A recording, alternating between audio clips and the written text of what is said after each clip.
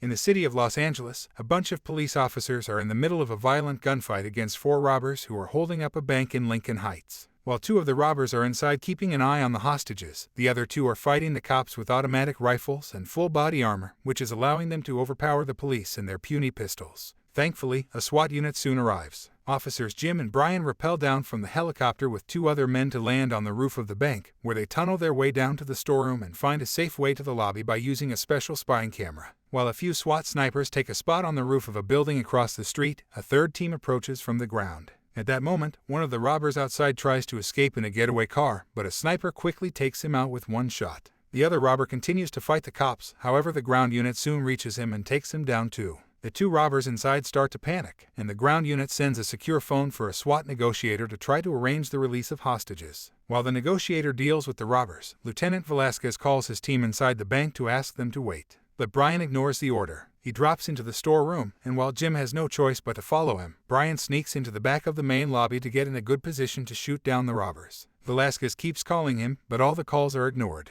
Getting more nervous by the second, one of the robbers grabs a woman and aims his gun, ready to kill her. Seeing this, Brian shoots the robber through the woman's shoulder, killing the guy but also wounding the woman in the process. Jim takes out the last robber, finally putting an end to this. Afterward, Jim checks on the woman and calls for an ambulance. And when Brian wonders if the woman will be okay, Jim snaps, not happy about what Brian did. Later at the precinct, Captain Fuller is furious at Jim and Brian for disobeying orders, especially since the wounded woman will sue them for negligence. Fuller fires them from the SWAT division, but Velasquez cuts in and asks him to at least keep them on the team so they can eventually get a chance to get their jobs back. Fuller agrees and relegates them to cage duty, a degrading position involving the maintenance and distribution of weapons and accessories to other officers. Brian is insulted and tells Fuller off, but this only makes it worse for himself and he storms off in anger. When Jim hesitates, Fuller offers him a chance to get back on the team right away if Jim agrees to rat out Brian for recklessness. Meanwhile, Brian has decided to quit and is now packing his bag. Suddenly, Jim reveals that he agrees with Fuller that Brian was reckless out there, and an argument ensues as Jim refuses to quit too.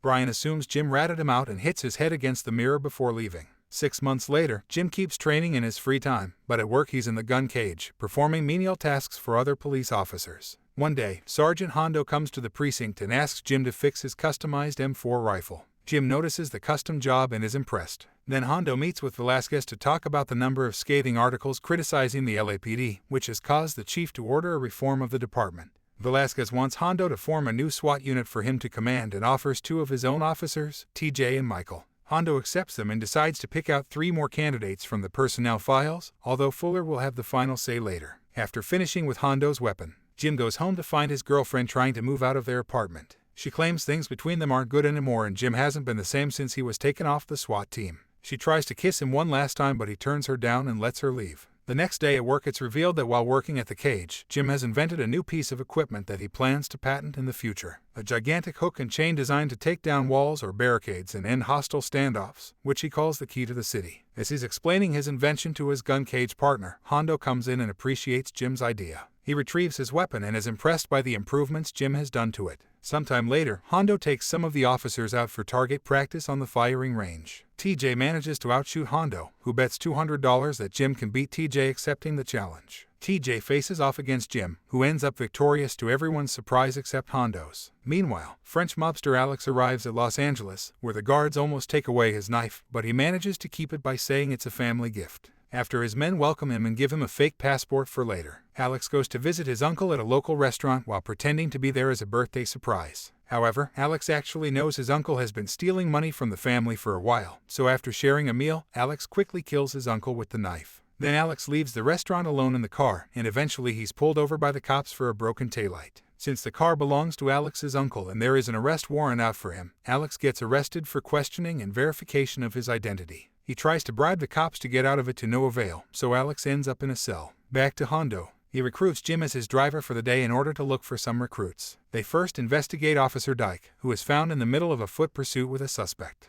As those two run through the streets, Hondo and Jim decide to join the chase, running for a few blocks until they manage to bring down the suspect. This angers Dyke because he wanted to do it alone, however he calms down when Hondo invites him to join the team. Then they visit another candidate who makes a bad first impression on Hondo by being a vegetarian, too polite, and too much of a stickler to last long in Hondo's unit.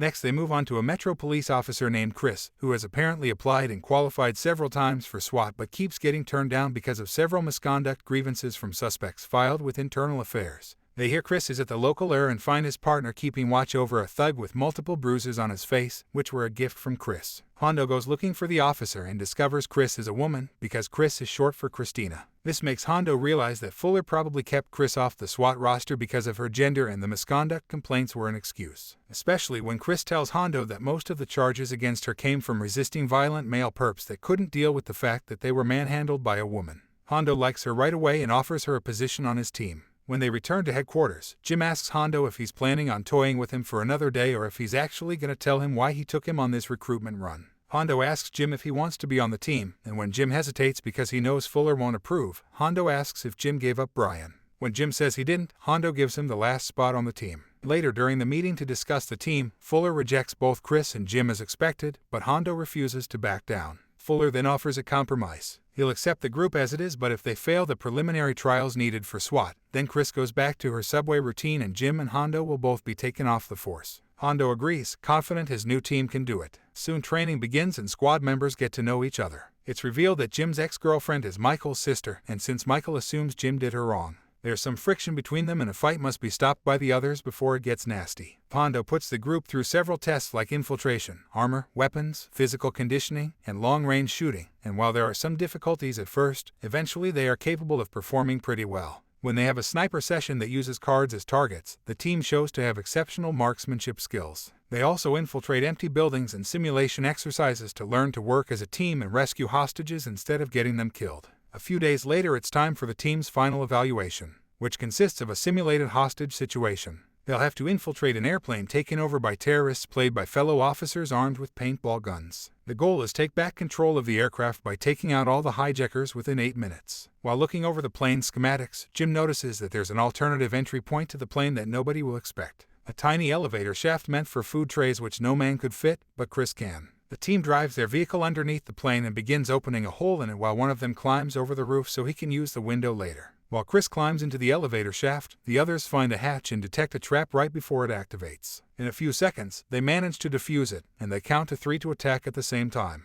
With the team split all over the plane, they manage to take out all 6 hijackers with quick shots without losing any hostages. Although TJ takes a hit that would have been fatal if it had been real. To Fuller's annoyance, the new team sets a new course record. That night, the group celebrates by eating at a cafe owned by Deke's father. After a few hours of eating and drinking, most of the group heads home except for Chris and Jim, who go to Jim's favorite bar. While they share more drinks, they're interrupted by Brian, who exchanges passive-aggressive comments with Jim until he decides to leave. On his way back, Brian breaks a picture of him and Jim on the wall. Back to Jim, he tries to make a pass at Chris, but she turns him down before inviting him to her daughter's birthday party. Meanwhile, Alex tries hiring a lawyer, but there's nothing she can do for him, so soon he's transferred away. The next day, the team enjoys their time off. TJ goes on a date. Hondo and Velasquez go golfing. Deke spends the day with his kids, Michael stays home with his wife, and Jim goes to Chris's daughter's birthday party, where he entertains all the kids with a water rifle. However, everyone gets their fun interrupted when they get an emergency call. There's a Polish hostage situation, where a man has barricaded himself in his house and is randomly firing a shotgun out the window. The man claims to have wired all the entrances with explosives, and while nobody believes that, Velasquez refuses to take the chance. Jim volunteers his key to the city invention, which they use to tear down the back wall of the house and neutralize the suspect, ending the standoff in seconds. Later at the sheriff's department, a deputy discovers some details about Alex's true identity. This information is sent to Velasquez, who asks Hondo's unit to intercept and escort the prison bus carrying Alex. Meanwhile, Alex's gang has also learned about the transfer, so 2 men disguise themselves as cops and use a stolen police car to pull the bus over. They then climb onto the bus and shoot the deputies before releasing Alex. When they're about to drive off, but the criminals respond by firing, so a shootout ensues. While civilians run away in panic, the team quickly shoots down all the fake cops, and when Alex tries to escape on the stolen police car, they shoot at it until it crashes and they recapture Alex. Afterward, it's revealed that Alex is an international fugitive wanted in over a dozen countries on charges, including murder, arms dealing, and trafficking. Reporters are following the case closely, so when he's being led to a holding cell, Alex uses the chance to face the cameras and offer $100 million as a reward for anyone who can break him out of jail. The newscasts of every channel repeat the claim over and over as they confirm that Alex has the financial means to back up his promise, attracting the attention of every outlaw in Los Angeles. Hondo's team is frustrated by this, knowing it will make their job that much more difficult. Then Hondo's unit goes to the roof to evacuate Alex by helicopter, but when the chopper is about to reach them, suddenly it gets shot by an unseen sniper. The helicopter loses control and soon crashes on the street, where it explodes. The team takes Alex back inside and makes a new plan. They'll lead the criminal away via a motorcade. They leave in cars and bikes, ignoring the crazy fans that want to get Alex's attention. They have to stop when they find a homeless man crossing the street very slowly, but this turns out to be a trap, and a bunch of gang members soon begin attacking the cops. While a few trucks crash against the police cars, the other criminals open fire and throw smoke grenades, killing a motorcycle cop and injuring 2 other officers in the process. However, when they try to get Alex, they find a doll instead. It turns out the vehicles were a decoy, and Alex is being led down a private access area underground into unmarked cars parked several blocks away from the headquarters while Velasquez keeps watch from the sky. For a few miles, Hondo's plan goes well, although Alex keeps insulting them and offering them money. When they cross the second checkpoint, TJ suddenly stops the car and points his gun at his own team, having decided to accept Alex's offer. Jim and Michael attempt to reason with him, but TJ is suddenly joined by Brian, who shoots Michael down and reveals himself as the mastermind behind the operation to break out Alex. After handcuffing Jim to the car, TJ and Brian take Alex and flee into the subway. Soon the rest of the team arrives and rescues Jim while calling the paramedics to treat Michael. Once again they decide to split and Hondo and Jim chase after the group while Deke and Sacha's rush to the next station. Sadly, Hondo and Jim miss the train, however Deke and Chris report that the train never made it to the next station, so both teams head down the end of the tunnel to investigate. They find the train abandoned midway through the tunnel, but Brian and his men are gone, only the terrified passengers are there. The driver points them to a storm drain opening and the team enters it, which causes them to get cut off from the police frequency. Meanwhile, Fuller finds out about TJ's betrayal and Brian's involvement and suspects the whole team might be part of the operation to free Alex, especially since they're no longer responding. When he finds out an unauthorized runway has been lit up at Hawthorne Airport, he suspects that's where Brian is heading, so he sends all available units there. While the team tracks down the criminals through some sewer tunnels and dodges bats in the process, Brian sets up a booby trap made with a claymore mine and smoke grenades. Although TJ doesn't like it very much, Hondo's team ignores the smoke and keeps going.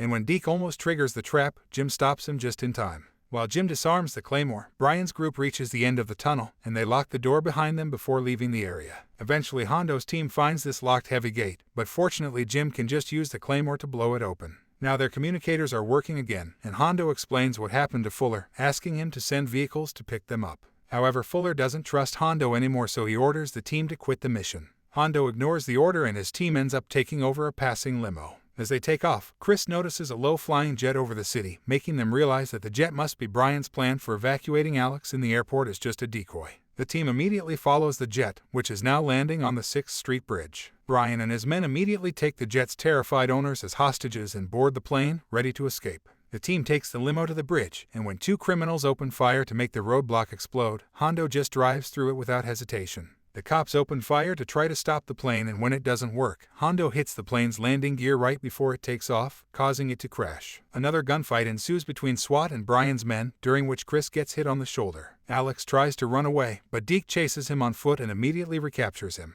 Brian leaves the plane safely by using a hostage as a shield. Then he rappels down from the bridge and Jim goes after him. Meanwhile, Hondo confronts an injured TJ, who says he regrets his actions and asks about Michael. After Hondo confirms that Michael is expected to recover from his injuries, TJ pulls out his gun and self-deletes. Back to Jim, he rappels down from the bridge too and lands on a train yard, where Brian takes him by surprise and stabs his hand before running away. Jim goes after him, and after dodging a few moving trains, he tackles Brian to start a hand-to-hand fight. They exchange a bunch of hits on top of the rails, and when a train suddenly approaches, Jim kicks Brian's head into its path, killing him instantly. After Jim rejoins his team on the bridge, Fuller arrives and congratulates everyone for their excellent work, but he also points out that the job isn't finished yet. Alex is still in their custody and needs to be transferred to a federal prison, so the team takes a SWAT truck to deliver Alex to the authorities. Sometime later, after successfully delivering Alex, a report of a robbery in progress comes onto the police band. Hondo points out that their shift has technically been over for 12 hours, but the tired team agrees to head out to their next mission anyway.